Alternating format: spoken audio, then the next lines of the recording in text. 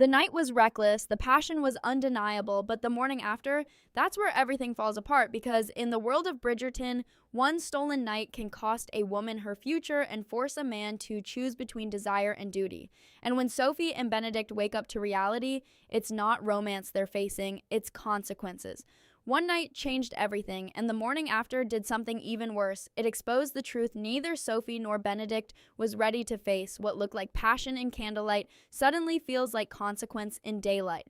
Because in the world of the ton, love is never just love. It is status, it is reputation, it is power. And if that stolen night crossed a line that cannot be erased, then season 4 may have quietly set up the most explosive fallout yet in Bridgerton. But here's the real shock. The danger is not scandal, the danger is realization, because sometimes the morning after does not bring regret, it brings clarity, and clarity can destroy everything. The moment Benedict wakes up, the fantasy is gone. No music, no masquerade, no illusion to hide behind. What remains is reality, and reality in the Bridgerton universe is ruthless. Benedict has always lived between worlds. He rejected the rigid expectations of society, but he never fully escaped them. He played the role of the carefree second son, the artist who floats above consequence. But this time feels different. This time, the choice was not abstract. It was personal, intimate, permanent. Because Sophie is not just another fleeting connection. She represents something far more dangerous, a future that does not fit neatly into the life planned for him. And Sophie understands that before he does. That is what makes the morning after so powerful. While Benedict may still be processing emotion, Sophie is calculating survival. She knows the rules of the ton. She knows what happens to women when whispers begin. One unchaperoned night can define an entire life. Respectability is fragile, security is conditional, and love without protection is risk. In daylight, she cannot afford to think like a romantic heroine. She must think like a woman who has everything to lose. What makes this situation even more complicated is Benedict's position. Inside the Bridgerton family, he is not just any gentleman. He carries a name that opens doors and shuts others. If word spreads, the scandal would not stay contained between two people. It would ripple through drawing rooms, across ballrooms, into every conversation Lady Whistledown might choose to ignite. And we already know how quickly whispers become weapons in this world. Reputation is currency. Once spent, it rarely returns untouched. But here is where the emotional shift becomes undeniable. Benedict has spent seasons avoiding responsibility. He rejected the pressure Anthony carried. He mocked the expectations Colin eventually embraced. Yet now, for the first time, he may be standing at the edge of the very duty he once dismissed. The morning after forces a question he can no longer ignore. Was this simply desire? Or was it the beginning of something he must fight for? Because choosing Sophie does not just mean choosing love, it means choosing conflict with society, with family, maybe even with himself. And Sophie's silence might say more than any declaration ever could.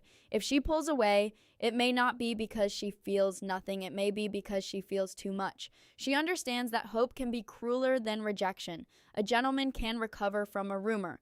A woman rarely can. So when she looks at Benedict in the quiet light of morning, she is not just seeing the man she cares for. She is seeing the consequences attached to his world. The real shock is not that they crossed a line. It is that neither of them can pretend it meant nothing. The illusion of distance is gone. The safety of flirtation has disappeared. What remains is truth, and truth demands action. If Benedict walks away, he confirms every fear Sophie has ever had about her place in society. But if he stays, he risks tearing apart the careful balance of his own world. And here is the detail most people are overlooking. In Bridgerton, the morning after is never just about romance, it is about transformation. Daphne's awakening changed her understanding of power. Anthony's vulnerability reshaped his future. Colin's confession redefined his identity. So what transformation is waiting for Benedict now? Because if this is the moment he finally steps out of the shadow of being the spare, then the consequences will not be quiet. They will be seismic. The daylight does not soften what happened, it sharpens it. It forces honesty, it strips away fantasy and replaces it with decision. And the biggest question hanging in the silence between them is not whether they care for each other. It is whether they are brave enough to face what caring actually costs. The silence between them the next morning is louder than any scandal. because now that the night is over, reality begins to ask questions neither of them can avoid. What are they to each other? What happens next? And most importantly, who is going to take responsibility when the ton starts watching? Benedict has always believed he lives outside the rules. As the second Bridgerton son, he enjoyed freedom. Anthony never had. No title to inherit, no estate to manage, no immediate pressure to marry for advantage. He painted, he drifted, he explored desire without thinking about permanence.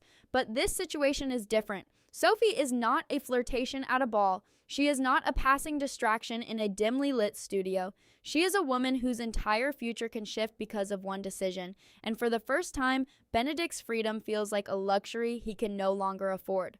Sophie, on the other hand, understands the weight instantly. Her position in society has never been secure. She does not have a powerful family name to shield her. She does not have wealth to soften gossip. If whispers begin, they will not harm Benedict first. They will destroy her. In the world of Bridgerton, reputation is not equal. A gentleman may survive a rumor with a smirk. A woman may never recover. And Sophie knows this. That is why her reaction matters more than his. There is also the deeper emotional truth Benedict must confront.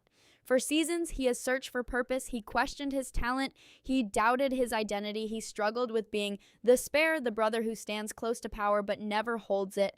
Loving Sophie could finally give him something solid, something chosen, not assigned, but love is not artistic inspiration. It requires sacrifice, it demands action, and action means consequences. If he steps forward publicly, he risks tension inside his own family. Violet may support love, but society will not be kind. Anthony, as Viscount, must think of reputation first. One scandal can impact marriage prospects for every Bridgerton sibling still unmarried. That is how fragile their world is. So Benedict is not just deciding for himself, he is deciding for his entire family. And that weight could either mature him or break him. Then there is the unspoken fear neither of them dares to voice. What if this was more than a mistake? What if it leads to something irreversible? In this era, intimacy is not casual. It carries the possibility of life, of obligation, of forced decisions. If Sophie even suspects that the consequences extend beyond gossip, her urgency will grow sharper, because then it is no longer about romance, it is about survival. And let's not ignore how quickly news travels in this universe. Lady Whistledown has built an empire on secrets. One servant overhearing the wrong detail, one carriage driver noticing too much, one misplaced glance at breakfast. That is all it takes. And once ink hits paper, the story belongs to the public. Control disappears. Intentions no longer matter. Only perception does. What makes this situation even more dangerous is that Sophie may choose distance to protect herself. She might be the one to pull away first, not because she regrets him, but because she refuses to gamble her dignity on hope. If she tells Benedict that last night meant nothing, it may be the bravest lie she has ever spoken, and that could wound him in ways he does not expect. Because Benedict is not used to being dismissed. He is used to being desired. If Sophie chooses practicality over passion, he will be forced to confront something uncomfortable. Was he just seeking experience, or was he finally ready for devotion?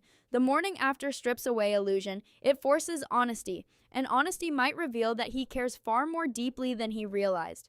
This is where the power dynamic shifts. For once, Sophie holds control. She can demand clarity, she can demand intention, she can demand a future. And if Benedict hesitates, even for a moment, she will see the truth in that pause. So now the real tension begins. Not in ballrooms, not in public scandals, but in a quiet room where two people must decide whether what happened was a secret to bury or a promise to defend. Because if Benedict chooses silence, Sophie loses everything. But if he chooses her, the ton itself may turn against them. And when society forces him to pick between comfort and courage, will he finally step into the role of a man ready to fight for love, or retreat back into the safety of being the spare? The real turning point is not the scandal. It is the decision that comes before the scandal. Because once Benedict steps outside that door, the world will continue as if nothing happened. Servants will move quietly through corridors, carriages will line the streets, the ton will prepare for the next ball. But for Sophie, nothing is normal anymore. The balance has shifted, and she knows it. Benedict might believe he has time to think, time to process, time to handle it later. But Sophie does not live in a world where later is safe. Later is where rumors grow. Later is where silence becomes abandonment. If he does not speak first, someone else will. And in Bridgerton, control of the narrative is everything.